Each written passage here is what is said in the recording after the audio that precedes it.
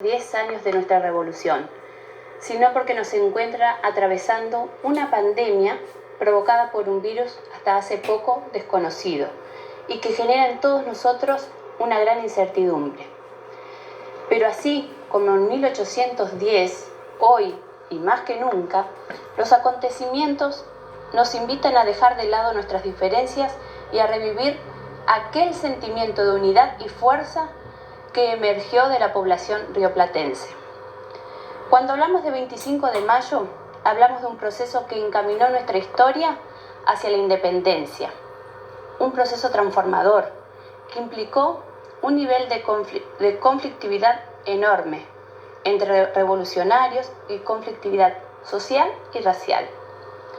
Como bien sabemos, los territorios de la actual Argentina pertenecían a la corona española y bajo ese dominio, la fabulosa riqueza de estas tierras se transformará en sufrimiento para los pueblos originarios, en trabajos forzados, en impuestos altísimos, en miseria, en desigualdades, en esclavitud. La Revolución de Mayo no cayó del cielo, no fue un hecho aislado, sino que se inscribe en un proceso latinoamericano, precedido por la Revolución de Estados Unidos, por la rebelión de Tupac Amaru, por la Revolución de Haití, que a su vez estaba relacionado con lo que sucedía en Europa, donde nos encontramos con una Inglaterra convertida en primera potencia naval, ávida de mercados, de materias primas, de mano de obra, en plena industrialización, y por otro lado, con una España debilitada y con la presión imperialista de la Francia napoleónica. El historiador Christopher Hill dice: cada generación tiene que volver a escribir su historia, porque el pasado no cambia, pero el presente sí. Las preguntas que nos hacíamos hace 20 años no son las mismas que nos hacemos hoy. Por ejemplo, hoy nos preguntamos: ¿qué omite o qué evita contarnos el relato tradicional sobre el 25 de mayo? Bueno, que no solamente un grupo de hombres de las clases altas de Buenos Aires y otras provincias condujo ese proceso, que hubo una intervención decisiva, una intervención popular que marcó el nacimiento de los movimientos sociales en Argentina, que no hay dominio absoluto, que la soberanía y el poder transformador radica en el pueblo, que una minoría revolucionaria, entre quienes se encontraba Mariano Moreno, Castelli y Manuel Belgrano, buscaban una transformación más radical, que iba más allá del autogobierno, del simple cambio de gobierno.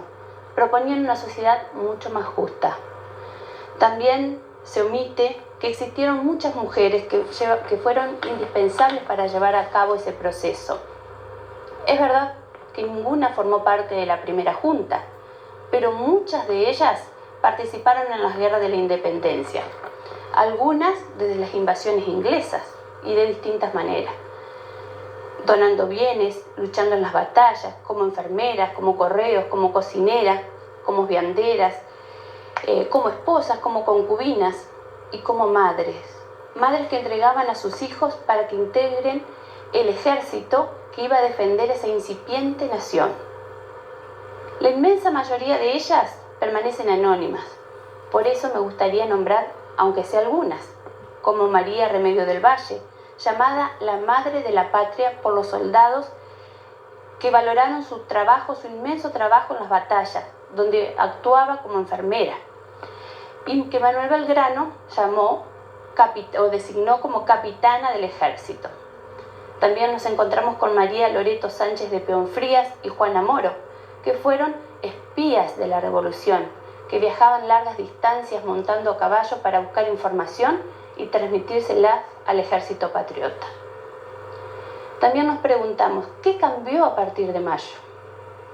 Se puso fin al sistema monárquico, se da comienzo a la construcción de una república que permite la independencia y el comienzo de un país nuevo,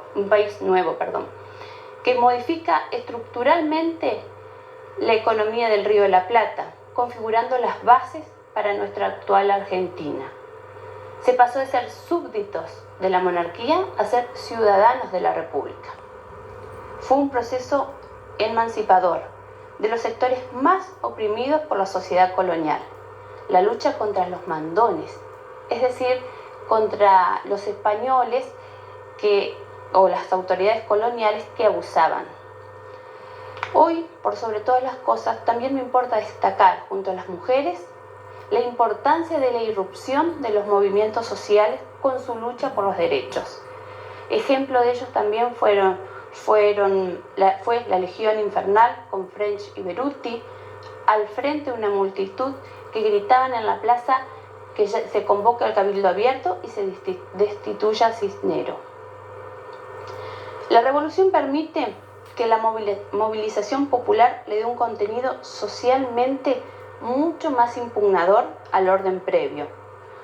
Un contenido de cuestionamiento de cómo tiene que ser el orden social.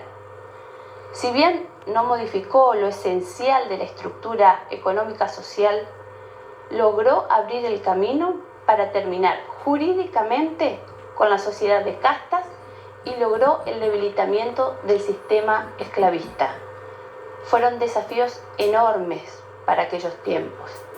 Por eso hoy, como argentinos, tenemos la enorme responsabilidad de, por un lado, añadir al discurso tradicional, ese que se nos transmitía mediante la historia oficial sin cuestionamientos, la participación de estos sectores decisivos, importantísimos, que lograron marcar el camino para que después sigamos.